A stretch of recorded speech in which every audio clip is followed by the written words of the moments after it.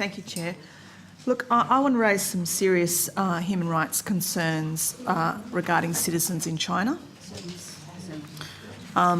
You're probably aware there are a number of, well, there are hundreds, in fact, of Tibetans, as well as lawyers and other citizens currently detained by the Chinese government in connection with their work exercising and promoting human rights and freedoms, fundamental freedoms, and also some that have simply disappeared.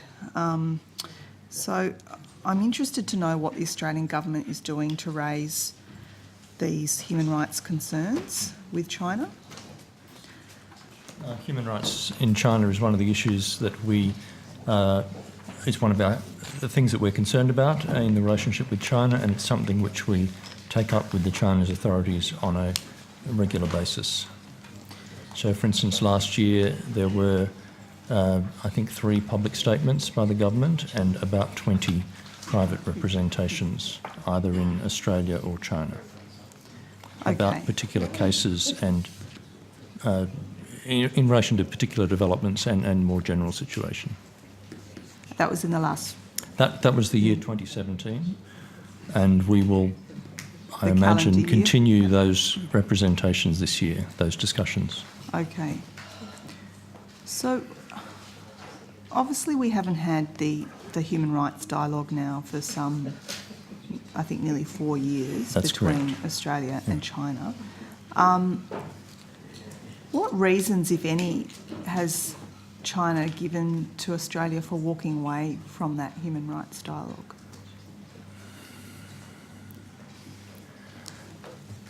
We have attempted to arrange the dialogue at various times in the last several years, and the usual problem has been scheduling from the Chinese side. Right.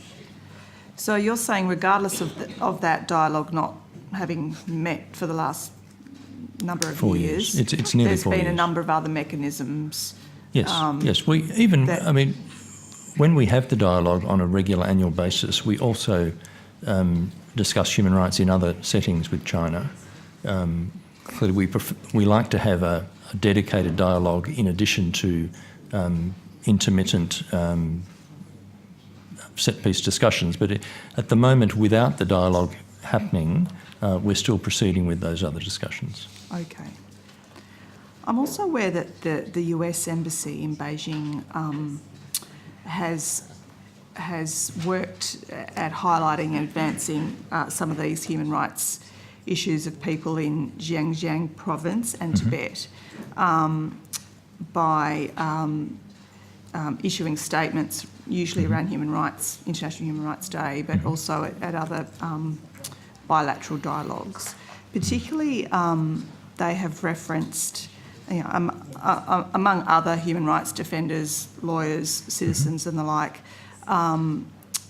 the rights of Tibetans to be able to practice their own language as it is written in the Chinese constitution, that, I think if I've got it here somewhere, all nationalities have the freedom to use and develop their own spoken and written languages. So there's one particular quite high-profile case of a Tibetan who's now been in prison for the last 2 years through his advocacy of trying to practice the Tibetan language, that the US Embassy in Beijing in January this year took with it a group of diplomats from Germany, the UK and the EU to be able to attend this particular Tibetan man's trial. However, their attempt obviously didn't go through. I just was wondering whether Australia was aware of that particular case and whether or not they participated in this part of this diplomatic delegation, or at least were aware of it. Yes, we're certainly aware of the case. We raised it on 2 occasions last year, once in February and once in October. February it was in Beijing with the Foreign Ministry, and in October it was in Canberra when a Tibetan delegation was visiting. We did not send anyone to Qinghai, which is where the trial was taking place. we have to, well, we make our own decisions about how we raise human rights cases, which particular avenues we wish to pursue from time to time. I'm afraid I don't actually know, but do you know whether the diplomats who did seek to attend the trial were able to get into the trial? They weren't able, Okay. is Yeah, my well, understanding, no. That has been that's been the practice elsewhere, where people, and we have sent diplomats in the past from Beijing to other locations to seek to attend a trial, and they have not been able to do so. I wasn't aware of that trial ahead of it taking place. I'm sure the embassy was.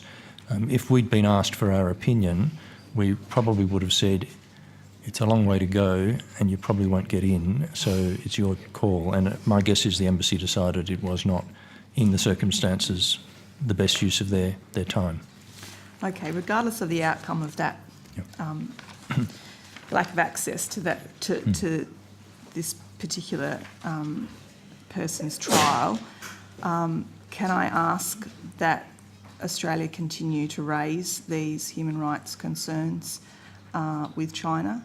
Yes, yes, it is. Particularly about this individual, but also other hundreds of Tibetans and other citizens that are being detained for, I think, often termed inciting separatism or something, but but really exercising and promoting human rights and fundamental freedoms. Yes, no, certainly that is something we intend to continue to do. Okay. And just finally, what are you aware, or what efforts are you aware of that China has made to protect and strengthen personal freedoms of its citizens, if any? Well, that's a good question. When you're talking about political freedoms and the rights enshrined in the International Covenant on Civil and Political Rights, frankly, there is not progress in the main in China. In fact, it seems to be tightening, restricting those freedoms more than they had been restricted in the past. And that is a trend we've seen over the last few years, and it's applied to freedom of association, lawyers, activists on behalf of minority groups and a number of other cases. Okay. Okay, thank you, Chair. Thank you.